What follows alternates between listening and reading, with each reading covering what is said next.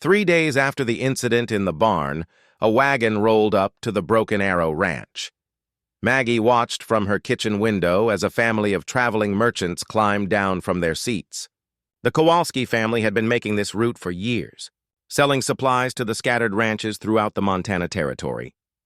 "Morning, Mrs. Chen," called out Pavel Kowalski, tipping his hat as he approached the porch. His wife Anna and their teenage son carried wooden crates filled with goods, fabric, tools, coffee, sugar, and other necessities that were hard to come by in this remote corner of the world.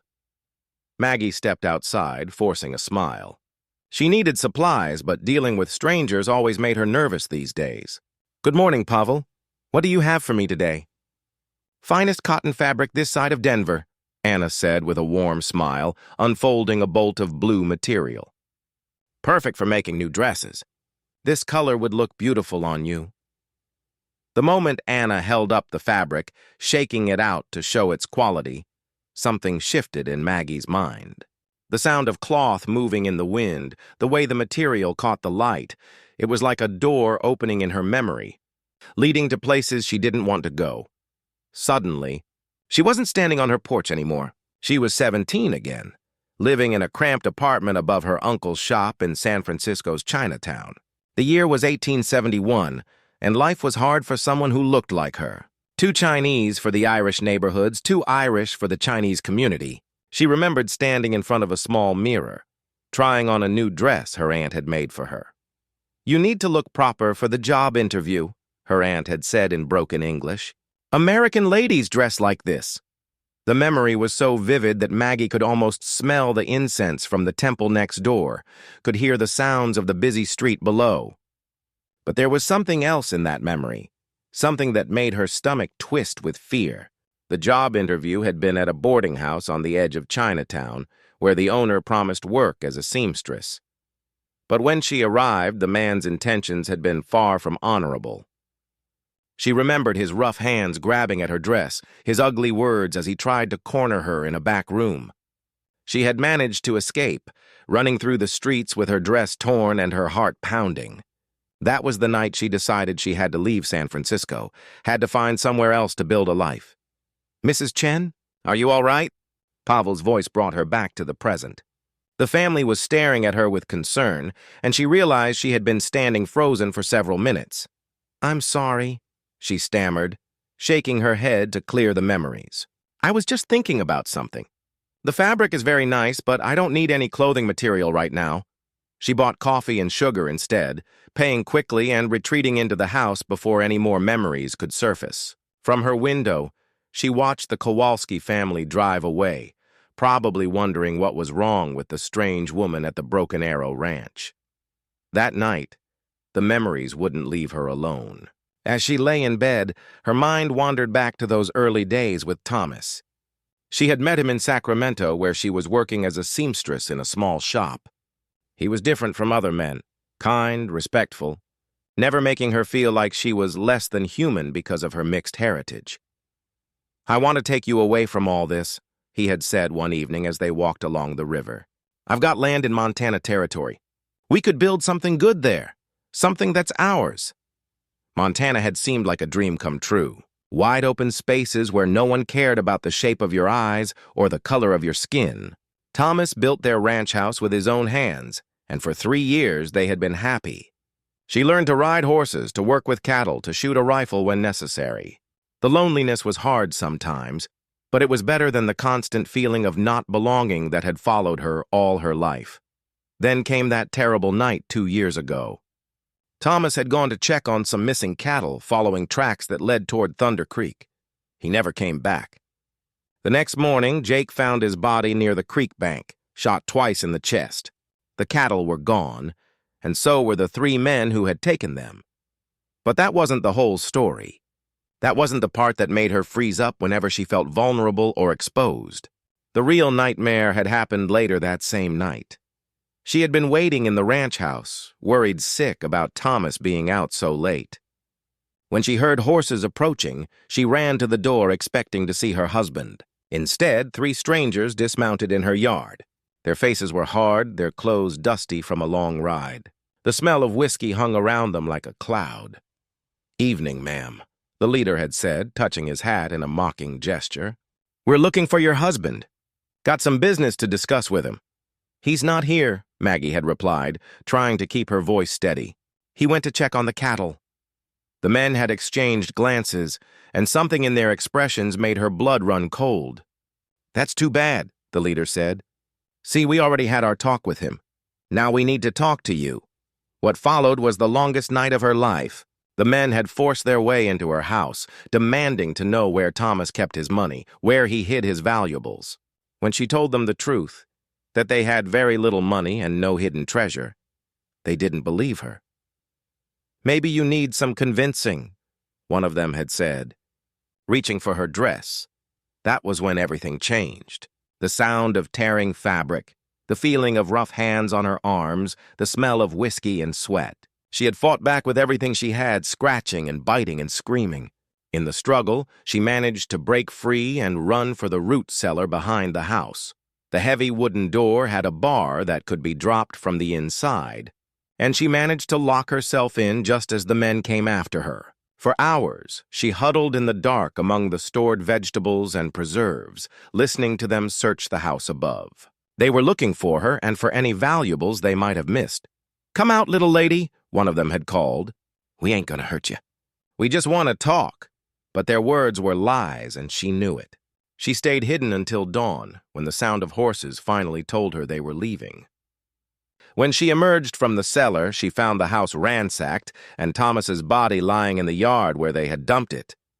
Jake had found her there hours later, sitting beside her husband's body in her torn dress, staring at nothing. He never asked what had happened that night, never pressed her for details. He simply helped her bury Thomas and stayed on to help run the ranch. Now, lying in her bed 2 years later, Maggie understood why she froze up whenever she had to lift her dress or adjust her clothing. The memories were always there, just beneath the surface, waiting to pull her back to that terrible night. The feeling of being vulnerable, exposed, helpless. It was like a wound that wouldn't heal. She had thought she was getting better. For months after Thomas's death, she couldn't even change her clothes without Jake standing guard outside her door. But lately the episodes were getting worse again. Simple things like mending a torn dress or adjusting her skirt could send her spiraling back into those dark memories. The next morning, Jake found her sitting at the kitchen table, still wearing the same clothes from the day before. Her eyes were red from lack of sleep, and her hands shook as she tried to drink her coffee. "Rough night?" he asked gently, not pushing for details. "The Kowalski family brought fabric yesterday," she said quietly. "Blue fabric. It reminded me of something." Jake nodded, understanding without needing explanation. He had learned to read the signs of her bad days. The way she avoided looking in mirrors. The way she flinched when fabric rustled in the wind. The way she sometimes stood frozen in doorways as if afraid to enter a room. "Maybe we should think about getting some help," he suggested carefully. "There's got to be someone who understands these kinds of troubles." But Maggie just shook her head.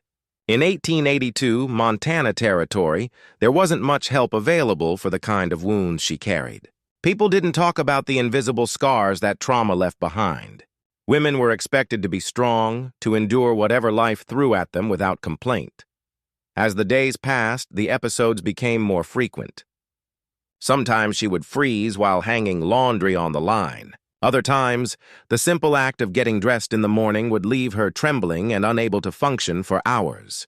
The ranch work suffered, and Jake worried that they wouldn't be able to keep the place running much longer. The isolation that had once felt like freedom now felt like a prison. And somewhere out there, the men who had killed Thomas and destroyed her peace of mind were still free, probably terrorizing other innocent families. The thought made her angry, but the anger was buried beneath layers of fear and trauma that seemed impossible to overcome. The storm came without warning on a Tuesday evening in late September. Dark clouds rolled across the Montana sky like an army of shadows, and the wind picked up until it howled through the valley like a wild animal. Maggie stood at her kitchen window, watching the trees bend and sway in the distance. Lightning split the sky, followed by thunder that seemed to shake the very foundations of the ranch house. "This is going to be a bad one," Jake said, securing the last of the shutters. "Haven't seen clouds like these since the summer Thomas died." Maggie winced at the mention of her husband's name, but she knew Jake was right. The storm had an angry feel to it, the kind that could tear roofs off barns and send cattle running for miles. They had done everything they could to prepare. The animals were secured in the barn, the equipment was tied down, and the house was battened up tight. Just as the first heavy raindrops began to fall, they heard the sound of horse hooves on the muddy ground outside. Jake grabbed his rifle from beside the door while Maggie peered through a crack in the shutters. A lone rider was approaching the house, hunched over in his saddle against the wind. "Help!" the man called out, his voice barely audible over the storm. "Please, I need shelter." Jake looked at Maggie questioningly. Taking in strangers could be dangerous, especially for a woman living with just an old cowboy for protection. But the storm was getting worse by the minute, and no decent person would leave someone outside in weather like this. "Let him in," Maggie said, though her heart was pounding. "But keep your rifle handy." The stranger who stumbled through their door was not what either of them expected. He was younger than Jake, but older than Maggie, maybe in his early 30s. His dark hair was plastered to his head with rain, and his clothes were soaked through. But what surprised them most was his appearance. He clearly had Mexican heritage, with bronze skin and high cheekbones, but his features also suggested some Anglo ancestry. "Thank you," he said, removing his hat and shaking the water from it. "I'm Samuel Rivera, but most folks call me Sam. I was trying to make it to Millerville before the storm hit, but my horse threw a shoe about 5 miles back." "You're a long way from Millerville," Jake observed, still holding his rifle but no longer pointing it at the stranger. "What brings you out this way?" Sam reached into his saddlebag and pulled out a worn leather medical kit. "I'm a doctor." "Well, sort of. I travel around helping folks who can't get to the big towns." "Heard there might be work in these parts?" Maggie studied the man's face carefully. Like her, he bore the marks of mixed heritage in a world that didn't always welcome such combinations. But there was something gentle in his manner, something that reminded her of her father's quiet strength. "You can stay until the storm passes," she said finally. "Jake will show you where to put your horse." The barn was warm and dry, a welcome relief from the fury outside. Sam's horse, a sturdy bay gelding, seemed grateful for the shelter. As Jake helped him remove the saddle and bridle, Sam noticed the older man favoring his left arm. "That shoulder bothering you?" Sam asked, hanging the saddle on a wooden peg. Jake rotated his arm carefully, wincing at the movement. "Old injury. Acts up when storms come in. Nothing serious. Mind if I take a look?" "It's what I do." Back in the house, with a fire crackling in the fireplace and hot coffee warming their hands, Sam examined Jake's shoulder with practiced fingers. His touch was gentle but confident, and he asked questions about when the pain was worst and what movements caused trouble.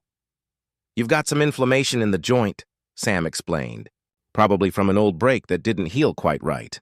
I can show you some exercises that might help, and I've got some willow bark tea that should ease the pain." As he worked, Sam talked about his background. He had served as a medic during the later years of the Civil War, learning medicine from army doctors and field surgeons. After the war, he spent time with various communities, picking up healing knowledge from native tribes, Mexican folk healers, and anyone else willing to teach him. "Traditional medical school wasn't exactly welcoming to someone who looked like me," he said with a wry smile. "But I've learned that healing comes in many forms, and sometimes the old ways work better than what they teach in fancy colleges back east."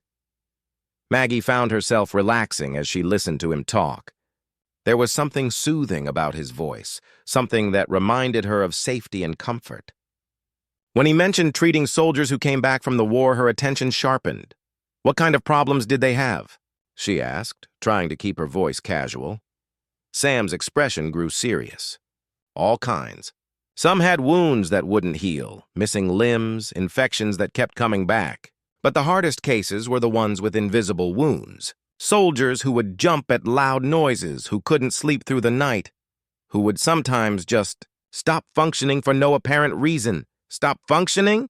Maggie's coffee cup trembled slightly in her hands. They called it soldier's heart, though I think it was more than that.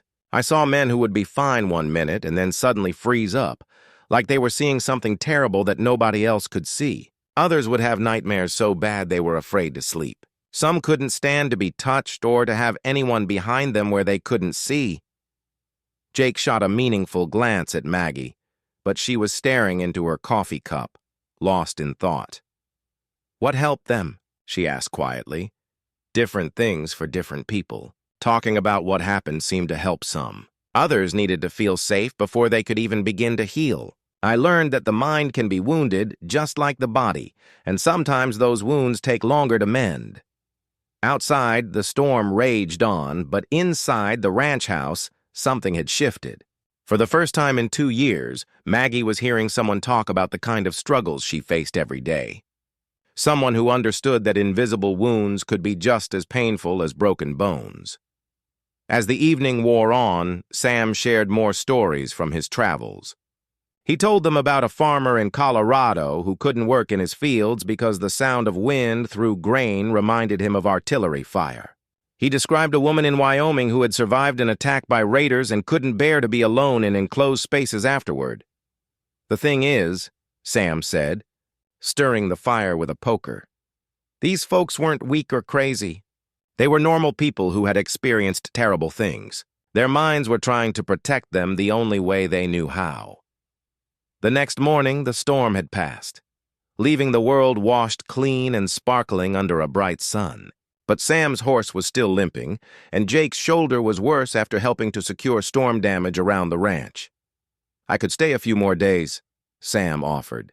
"Help with repairs and give that horse time to heal properly. In exchange, I could tend to any medical needs you might have." Maggie hesitated. Having a stranger around made her nervous, but something about Sam felt different. Maybe it was the way he talked about healing, or the gentle way he handled Jake's injury. Or maybe it was simply the fact that he seemed to understand pain in a way that most people didn't. "We could use the help," she admitted. "The storm damaged the chicken coop, and there's always fence work to be done." Over the next few days, Sam proved to be a valuable addition to their small group. He was handy with tools, good with animals, and had an endless supply of stories that made even Jake laugh.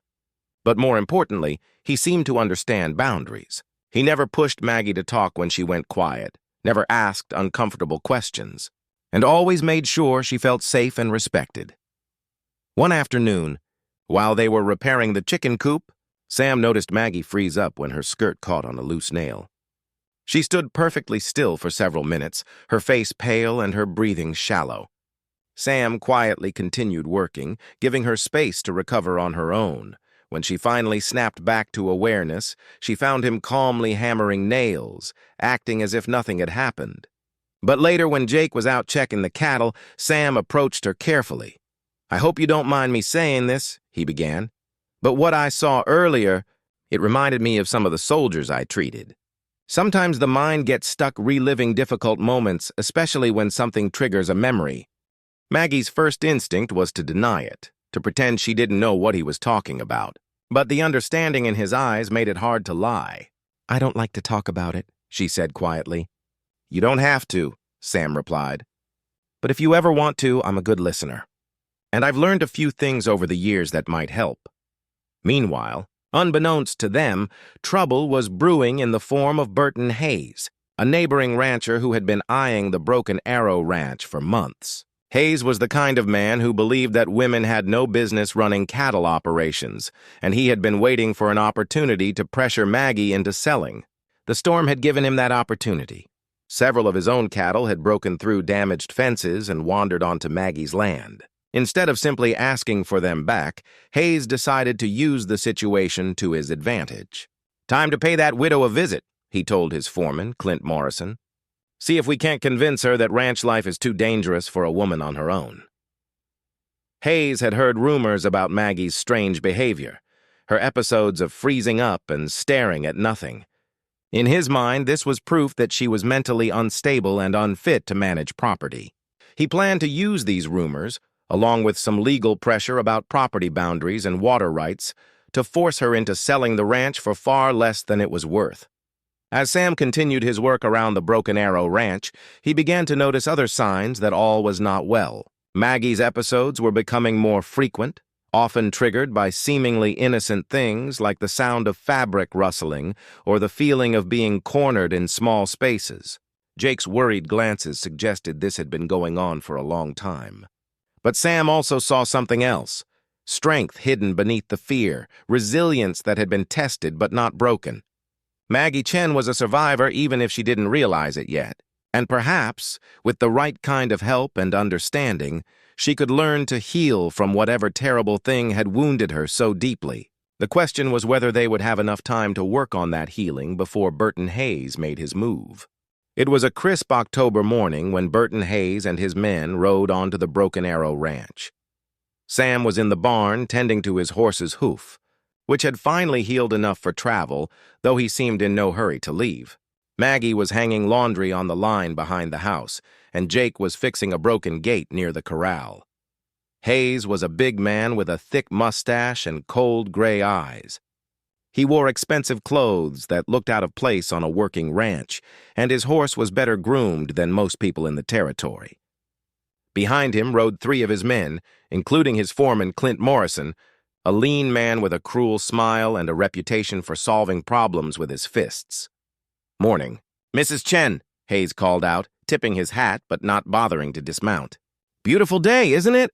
Maggie looked up from the shirt she was hanging and felt her stomach tighten with anxiety. She had met Burton Hayes only once before, at Thomas's funeral, but she remembered his cold handshake and the way his eyes had studied her property rather than offering condolences. "Mr. Hayes," she replied carefully. "What brings you out this way?" "Well, I'm afraid we have a little problem," Hayes said, his voice carrying a false friendliness that fooled no one. "Seems some of my cattle wandered onto your land during that storm last week. My boys here need to round them up and bring them home." Jake had stopped working on the gate and was walking slowly toward the group, his hand resting casually near the pistol on his hip. From the barn, Sam appeared in the doorway, alert to the tension in the air. "I haven't seen any cattle that don't belong here," Maggie said, "but you're welcome to look around if you think some of yours got mixed in with mine." Hayes smiled, but it wasn't a pleasant expression. "That's mighty kind of you. Boys, why don't you start checking the north pasture? Make sure you're real thorough." The way he emphasized thorough made it clear this wasn't just about missing cattle. Clint Morrison and the other 2 men rode off toward the pasture, leaving Hayes alone with Maggie. Jake was still too far away to help quickly if something went wrong. "You know, Mrs. Chen," Hayes continued, "I've been thinking about your situation here. Running a ranch is hard work for anyone, but for a woman on her own? Well, it's got to be nearly impossible." "I manage just fine," Maggie replied, though her voice was less steady than she would have liked. "Do you? Because I've been hearing some interesting stories around town. Folks say you've been having some difficulties. Spells where you just stop what you're doing and stare off into nothing. That doesn't sound like someone who's managing just fine." The blood drained from Maggie's face. She had known that her episodes were becoming harder to hide, but she hadn't realized that word had spread beyond the ranch. In a small territory like this, gossip traveled fast, and any sign of weakness could be used against you. "I don't know what you're talking about," she said, but her hands were already starting to tremble. Hayes leaned forward in his saddle, his voice dropping to a more threatening tone. "See, that's the thing about living out here, Mrs. Chen. A person needs to be able to protect what's theirs. And if you can't even trust your own mind, well, maybe it's time to consider selling this place to someone who can handle the responsibility." Before Maggie could respond, they heard shouting from the direction of the barn. Clint Morrison's voice carried across the yard. "Hey, boss! You need to see this!" Hayes smiled and spurred his horse toward the barn, leaving Maggie standing alone by the clothesline. Her heart was pounding, and she could feel the familiar sensation of the world starting to slip away from her. But she forced herself to stay focused, to follow Hayes and see what his men were up to. In the barn, Morrison had cornered Sam near Lightning's stall. The other 2 men flanked him, their hands resting on their gun belts. Sam stood calmly, but his eyes were alert and ready for trouble. "Found this stranger hiding in your barn, Mrs. Chen," Morrison said with a grin. Seems mighty suspicious to me. Could be a cattle rustler or worse. Mr. Rivera is my guest, Maggie said, though her voice sounded weak even to her own ears. He's a doctor and he's been helping us with repairs after the storm. A doctor? Hayes laughed. This half-breed saddle tramp? I don't think so. Morrison, maybe you should check his saddlebags. Make sure he's not carrying anything that doesn't belong to him. Sam's jaw tightened at the racial slur, but he remained calm. I have my medical supplies and personal belongings. Nothing more. We'll be the judge of that, Morrison said. Reaching for Sam's saddlebags. You have no right to search his things, Maggie protested, but her voice came out as barely more than a whisper. Hayes turned to look at her, and something in his expression made her blood run cold. Actually, Mrs. Chen, I think we do. You see, there's been some question about the boundaries between your property and mine. Until we get that sorted out, I'd say this barn sits on disputed land. It was a lie, and everyone knew it. The property lines had been clearly marked when Thomas bought the land. But Hayes was counting on Maggie being too intimidated to fight back, too unstable to defend herself properly. Jake finally reached the barn, his hand openly resting on his pistol now. There's no dispute about anything, Hayes. You know exactly where your land ends and ours begins. Do I? Hayes asked innocently. Seems to me like there might be some confusion about that. In fact, I'm thinking I should bring the territorial judge out here to take a look. Make sure everything is legal and proper. The threat was clear. Hayes had money and influence, and he could make legal trouble for Maggie even if his claims were false. In 1882, Montana Territory, a woman's word didn't carry much weight in court, especially if that woman had a reputation for mental instability. Morrison continued searching through Sam's belongings, making a show of examining each item suspiciously. When he came to Sam's medical kit, he opened it and began pulling out bottles and instruments. What's this? He asked, holding up a small bottle of laudanum. Looks like drugs to me. That's medicine, Sam said patiently, for treating pain and helping people sleep. It's a standard item in any medical kit. Or maybe it's what you use to drug people before you rob them, Morrison suggested with a cruel smile. The accusation was ridiculous, but Maggie could see where this was leading. Hayes was trying to create a pretext for having Sam arrested, removing one of her only sources of support. Without Sam and with Jake getting older, she would be truly alone and vulnerable to Hayes's pressure. Stop this, she said, trying to summon some authority in her voice. You have no right to come here and harass my guests. Hayes turned to face her directly, and she saw something predatory in his eyes. Your guests? Mrs. Chen, I'm starting to wonder if you're fit to have guests at all. A woman living alone with strange men, having episodes where she loses touch with reality. What would people think? The implication was clear and ugly. Hayes was threatening to spread rumors about her moral character as well as her mental state. In the conservative society of the frontier, such accusations could destroy a woman's reputation completely. Maggie felt the familiar sensation of the world starting to fade around her. The walls of the barn seemed to press in closer, and the voices of the men became distant and echoing. She was losing the battle to stay present, to stay strong in the face of Hayes's intimidation. But then something unexpected happened. Sam stepped forward, placing himself between Maggie and Hayes. I think you gentlemen have overstayed your welcome, he said quietly. His voice was calm, but there was steel underneath it. Mrs. Chen has been more than patient with your accusations and your search. Now it's time for you to leave, Hayes laughed. And who's going to make us? You? An old cowboy and a broken-down woman who can't even keep her wits about her? That was when Maggie snapped back to reality with startling clarity. The insult to Sam and Jake cut through her fear like a knife, and suddenly she was furious. These men had come onto her property, threatened her friends, and now they were trying to humiliate her in her own barn. Get out, she said, her voice stronger than it had been all morning. Get off my land right now. Hayes looked surprised by the sudden change in her demeanor. Now, Mrs. Chen, there's no need to get upset. We're just trying to help you understand your situation. My situation is that you're trespassing, Maggie replied, her anger giving her strength. You came here looking for cattle that don't exist, accused my guest of being a criminal, and threatened to spread lies about me. Jake, please escort these men off our property.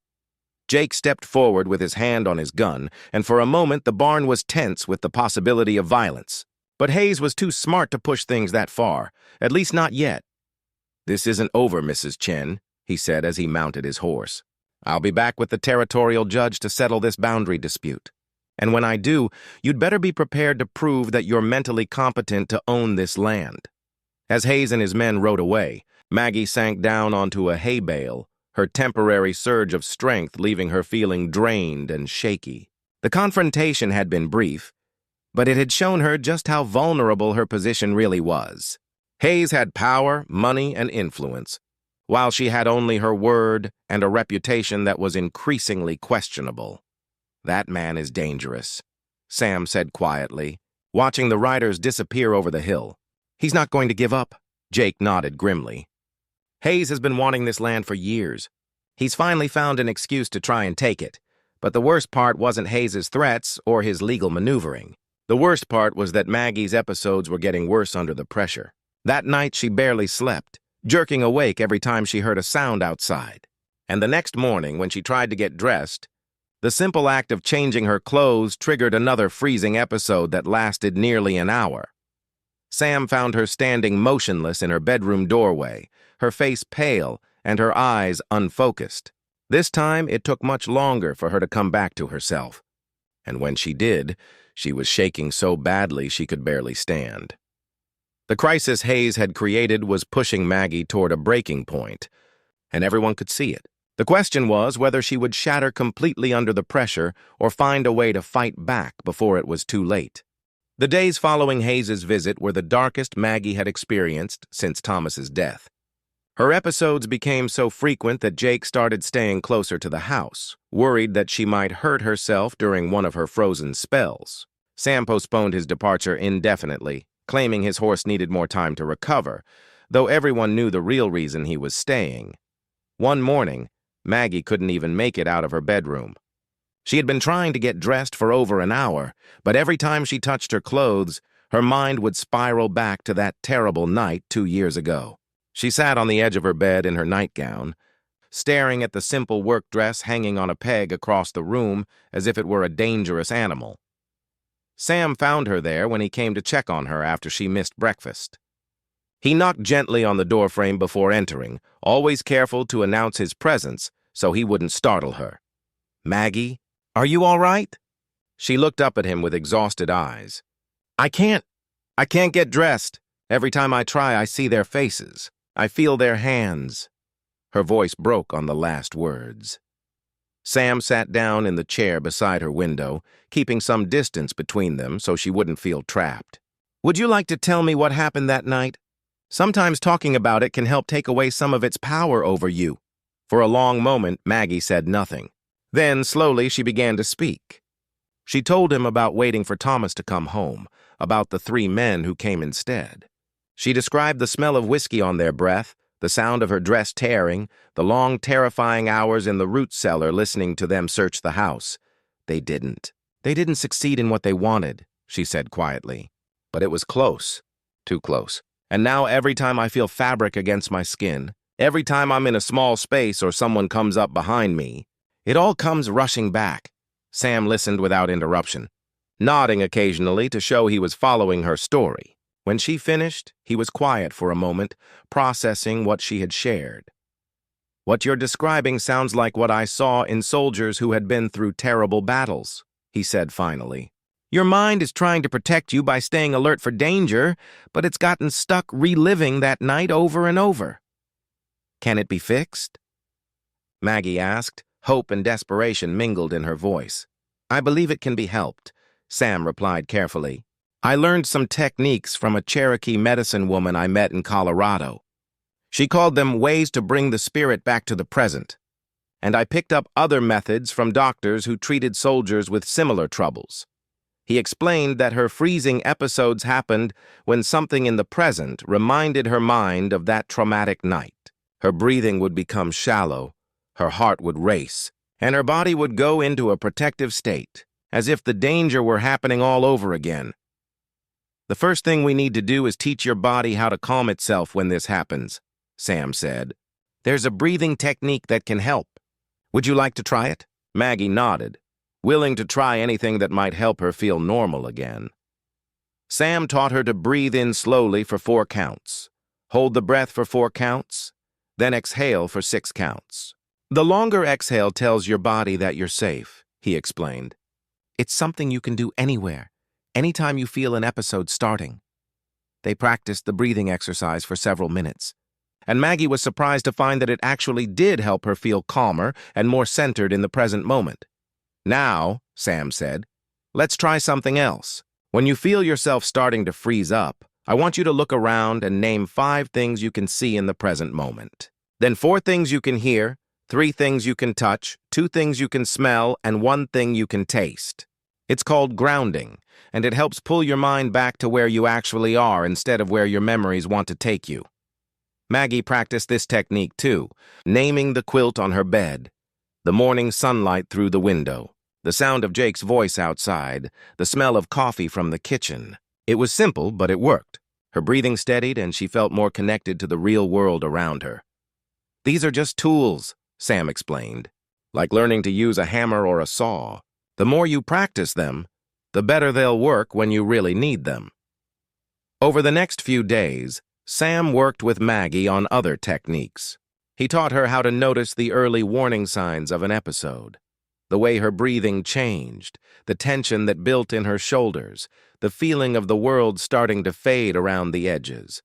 By catching these signs early, she could use her breathing and grounding techniques to prevent the full freeze response. He also helped her understand that her reactions were normal responses to abnormal circumstances. You're not crazy and you're not weak, he told her repeatedly. You survived something terrible, and your mind is doing what it thinks it needs to do to keep you safe. Meanwhile, Jake proved to be a valuable part of Maggie's healing process, though in a different way. One evening, as they sat around the kitchen table after dinner, he finally spoke about something he had kept hidden for years. I want you to know, he said quietly, that I've always known about your troubles, Maggie. From the very first day I found you sitting beside Thomas's body. I could see it in your eyes, the same look I saw in my younger brother after he came back from the war. Maggie looked up in surprise. Jake had never mentioned having a brother. Danny was 17 when he went off to fight, Jake continued.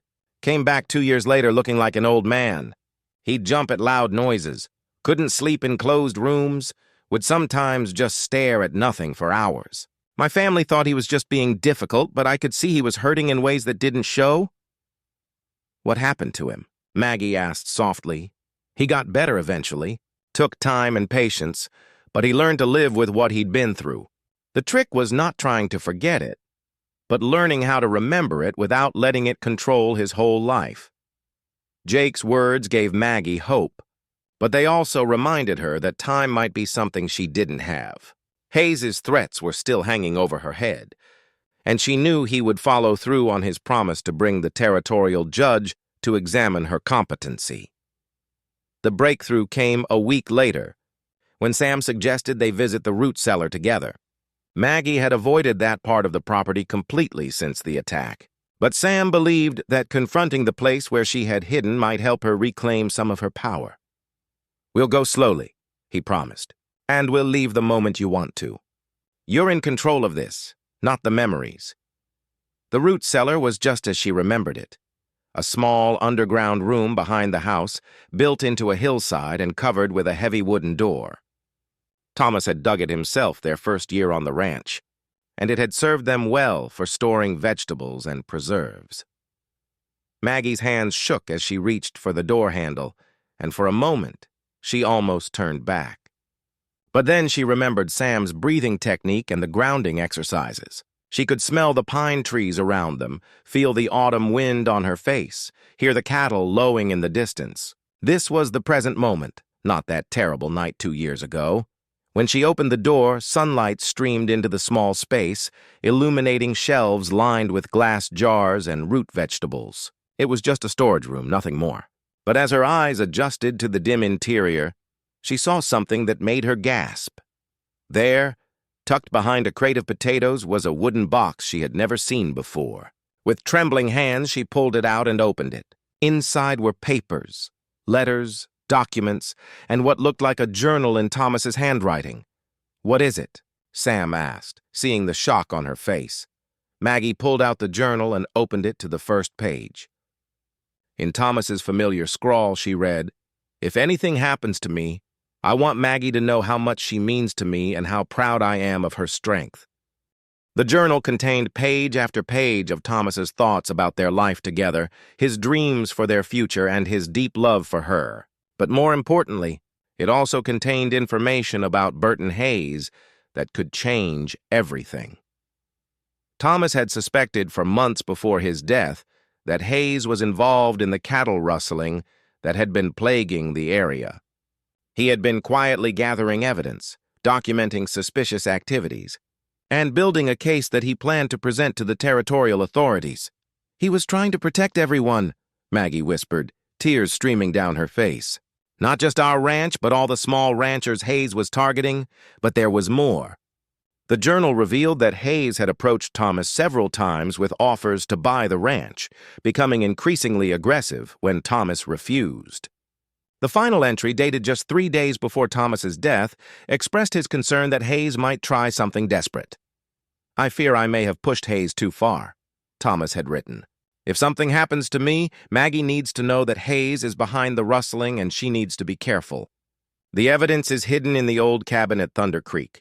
Sam and Jake exchanged meaningful glances. Thunder Creek was where Thomas's body had been found. If there was evidence hidden there that could expose Hayes's criminal activities, it might be enough to turn the tables on him. But first, Maggie needed to continue her healing journey. Finding Thomas's journal had been emotionally overwhelming, but it had also given her something she hadn't had in 2 years, a sense of purpose beyond just surviving. That night, she was able to get dressed and undressed without a single episode. The breathing techniques and grounding exercises were becoming second nature, and she was starting to feel like herself again for the first time since the attack.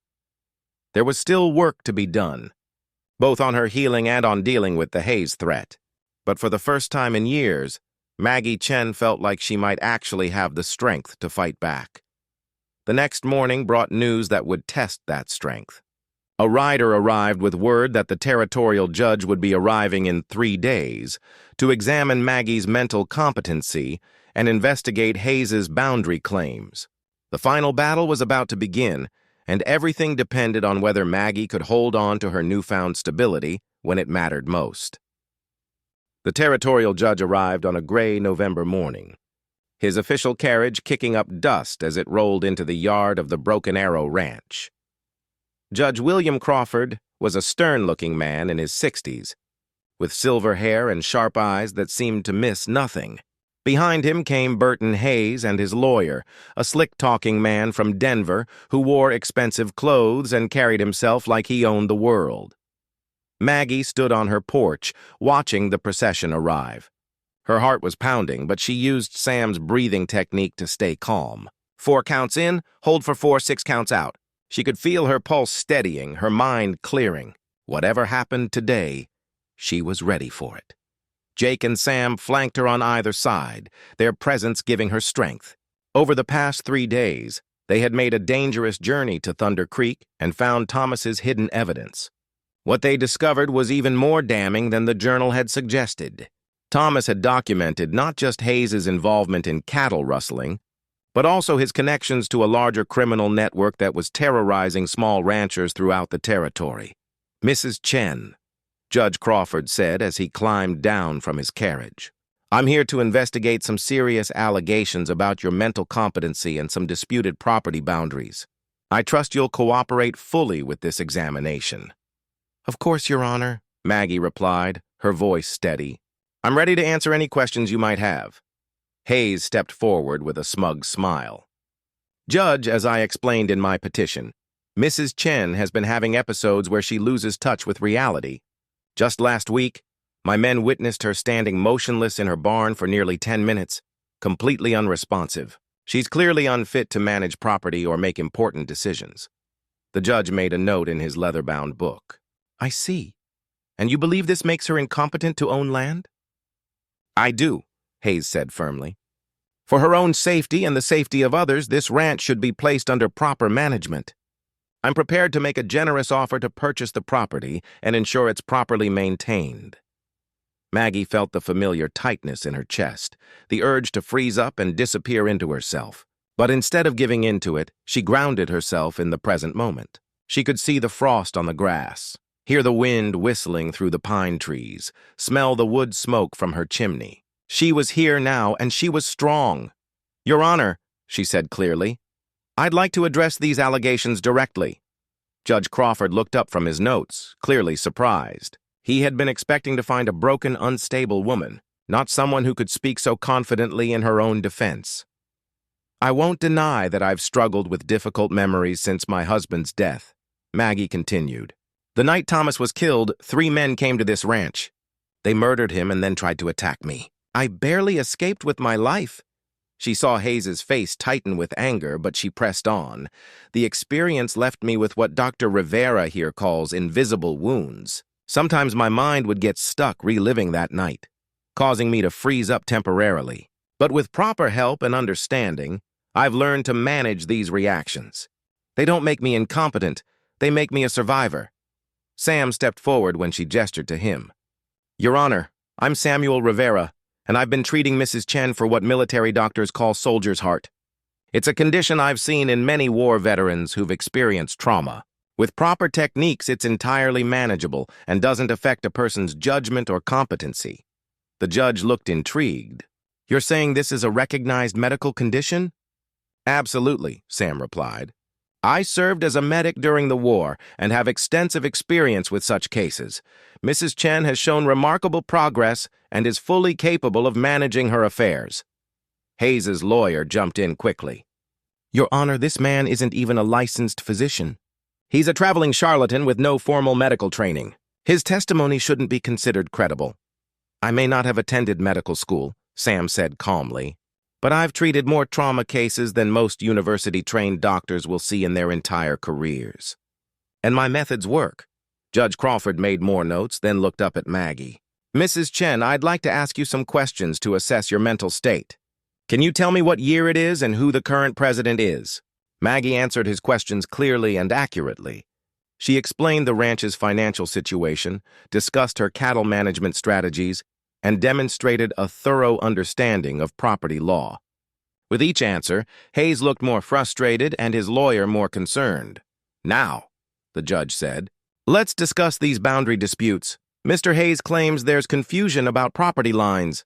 Hayes unrolled a map and pointed to various areas. "As you can see, Judge, the boundaries are unclear in several places. I believe a significant portion of what Mrs. Chen claims is actually part of my property, but Maggie was ready for this too. She produced Thomas's original deed and survey documents, along with witness statements from neighbors who remembered when the boundaries were first established. "The property lines are clearly marked, Your Honor," she said. "Mr. Hayes knows exactly where his land ends and mine begins. This dispute is simply an attempt to intimidate me into selling." "That's a serious accusation," the judge said, looking between them. Maggie took a deep breath. This was the moment she had been preparing for. "Your Honor, I have evidence that Mr. Hayes's interest in my ranch goes beyond simple boundary disputes." She produced Thomas's journal and the documents they had found at Thunder Creek. "My late husband spent months investigating cattle rustling in this area. He discovered that Mr. Hayes was not only involved, but was leading a criminal organization that targeted small ranchers." Hayes jumped to his feet, his face red with anger. "This is ridiculous. You can't trust anything that woman says. She's clearly delusional." But Judge Crawford was examining the evidence carefully, and what he saw made his expression grow very serious indeed. Thomas's documentation was thorough and detailed, with dates, times, and descriptions of suspicious activities. There were maps showing where cattle had been stolen, lists of affected ranchers, and most damning of all, records of conversations where Hayes had discussed his plans. "Mr. Hayes," the judge said slowly, "this is very detailed evidence. How do you explain these accusations?" "They're fabrications," Hayes sputtered. "The ravings of a dead man and the delusions of his unstable widow." But his protests rang hollow. especially when Maggie produced the testimony of 3 neighbors who had come forward after hearing about the hearing. They corroborated Thomas's findings and added their own observations about Hayes's suspicious activities. The final blow came when Jake stepped forward with his own revelation. "Judge," the old cowboy said quietly, "I recognized one of Hayes's men from that day he came here threatening Mrs. Chen, fellow named Morrison. I seen him before 2 years ago riding away from Thunder Creek the morning we found Thomas's body." The silence that followed was deafening. Hayes's face had gone pale, and his lawyer was frantically shuffling through papers, looking for some way to salvage the situation. Judge Crawford closed his notebook and stood up. "Mr. Hayes, based on the evidence presented here today, I'm finding Mrs. Chen to be completely mentally competent and capable of managing her property. Furthermore, I'm ordering a full investigation into these cattle-rustling allegations. You and your associates will remain in the territorial capital pending the outcome of that investigation."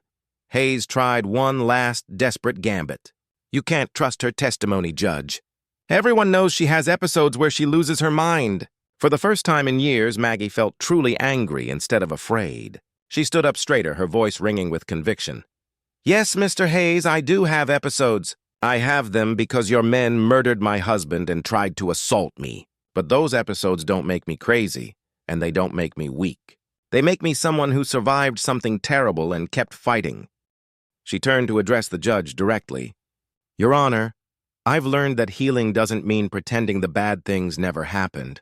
It means learning to live fully despite them. I am not the same woman I was before that night, but I am stronger than I was yesterday, and I'll be stronger tomorrow than I am today." The judge nodded approvingly.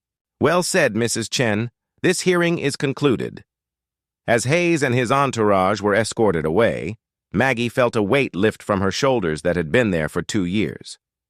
The ranch was safe, Hayes was facing justice for his crimes, and she had proven to herself and everyone else that she was capable of fighting for what was hers.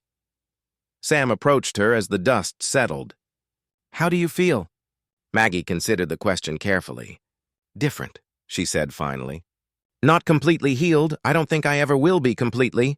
But whole enough. Strong enough?" Jake grinned and patted her shoulder. "Thomas would be mighty proud of you today, Maggie." That evening, as they sat around the kitchen table celebrating their victory, Sam made an announcement.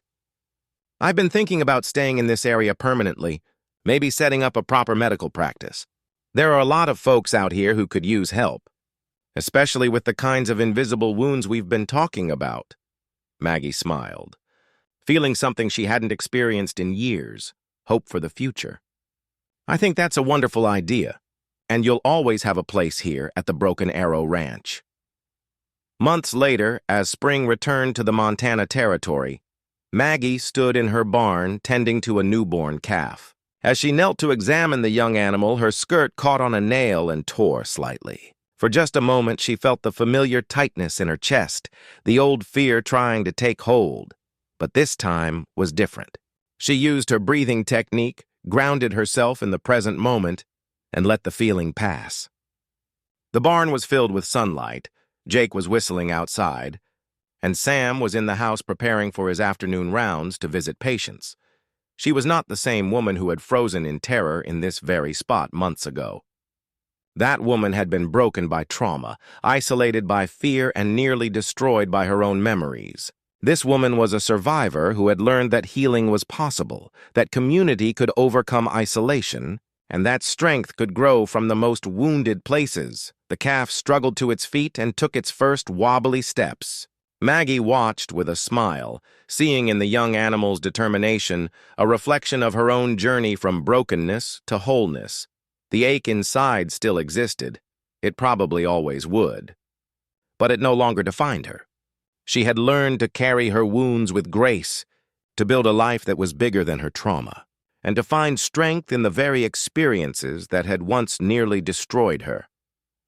As the sun set over the Broken Arrow Ranch, Maggie Chen stood as a woman who had faced her demons and emerged victorious, not because she had forgotten her pain, but because she had learned to transform it into something powerful and healing. The morning sun cast long shadows across the Broken Arrow Ranch as Maggie Chen wiped the sweat from her forehead. The Montana Territory could be unforgiving in late summer, and today was no different. She had been up since dawn, checking the cattle and mending fences that seemed to break every other week. Maggie was not like the other ranch owners in the valley. Her dark hair and almond-shaped eyes told the story of her mixed heritage, half Chinese from her mother's side, half Irish from her father's. In a land where being different often meant being unwelcome, she had learned to keep to herself. The ranch had been her husband Thomas's dream, and after his death 2 years ago, it became her burden to carry alone. Well, not entirely alone. Jake Winters, her foreman, had been with the ranch longer than she had. The old cowboy's weathered face and gentle manner reminded her of her father back in San Francisco. Jake never asked too many questions, never made her feel like she didn't belong. He just worked alongside her, day after day, keeping the ranch running when she couldn't find the strength to do it herself. This particular morning started like any other. The cattle were restless, probably sensing the storm clouds gathering in the distance. Maggie had noticed that Lightning, her favorite mare, was favoring her left front leg. The horse had been limping for 2 days now, and it was time to take a closer look. "Jake, I'm going to check on Lightning," she called out to the older man who was fixing a loose board on the barn door. "Want me to take a look with you?" he asked, not looking up from his work but always ready to help. "No, I can handle it. You keep working on that door before the rain starts." Maggie walked toward the barn where Lightning stood in her stall, head hanging low. The mare's coat was damp with sweat and she seemed uncomfortable. Maggie had raised this horse from a foal, and seeing her in pain always tugged at her heart. "Easy, girl," she whispered, running her hand along Lightning's neck. "Let me see what's bothering you." The barn was quiet except for the soft sounds of the other horses shifting in their stalls. Dust particles danced in the shafts of sunlight streaming through the wooden slats. This place had always been Maggie's sanctuary.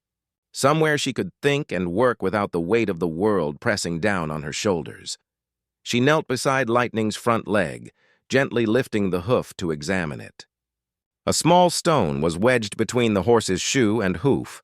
Nothing serious, but enough to cause discomfort. As she worked to remove it, she felt her dress catch on a splinter from the wooden floor.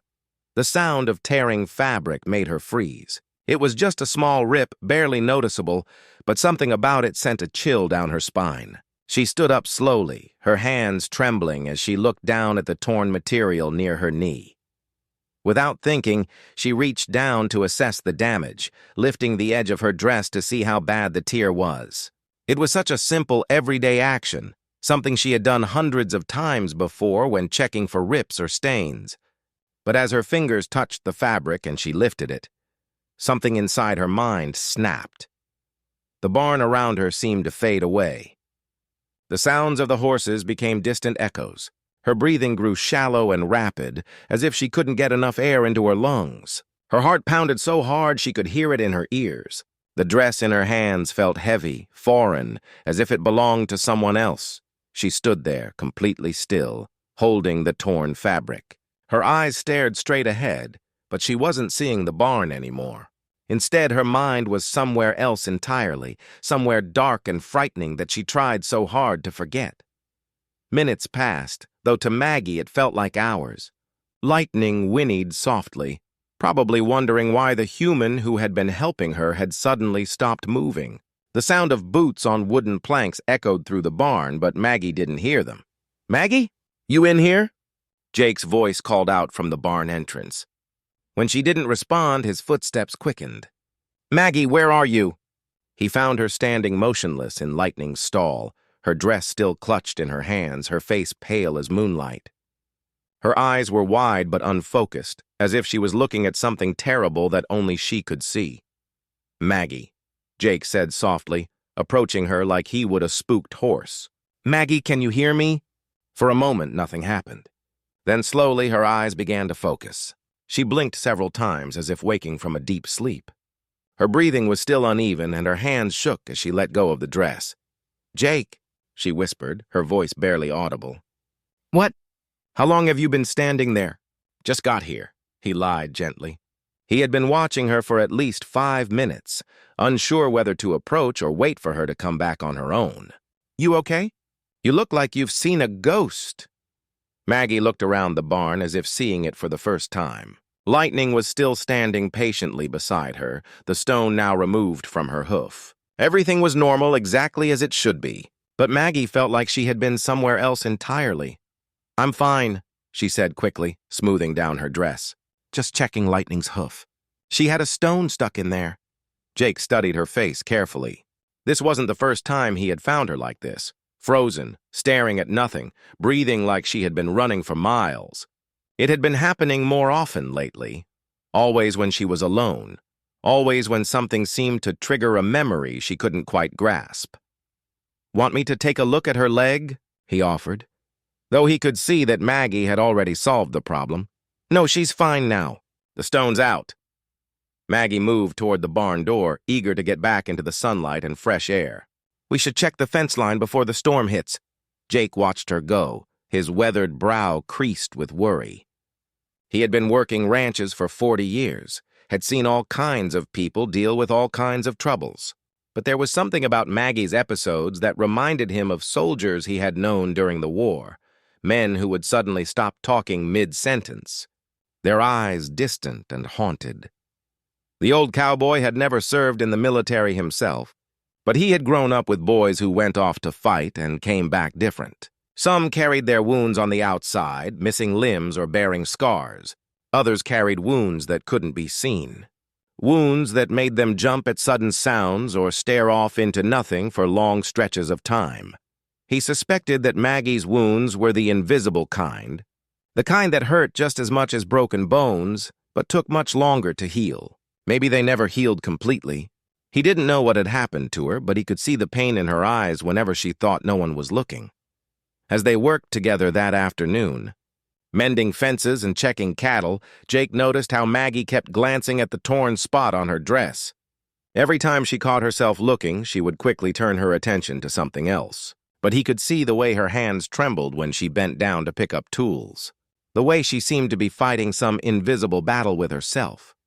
The storm clouds grew darker as the day wore on, and by evening, the first drops of rain began to fall. They finished their work and headed back to the ranch house, a small but sturdy building that Thomas had built with his own hands years ago. That night, as rain drummed against the windows, Maggie sat by the fireplace trying to mend the tear in her dress. But every time she touched the fabric, every time she had to lift it to see her stitching, her hands would start to shake. Finally, she gave up and tossed the dress aside. Jake, who was sitting at the kitchen table cleaning his rifle, pretended not to notice. But he made a mental note to himself to pay closer attention to these episodes. Something was haunting Maggie Chen, something that made her freeze up whenever she felt vulnerable or exposed. And whatever it was getting worse.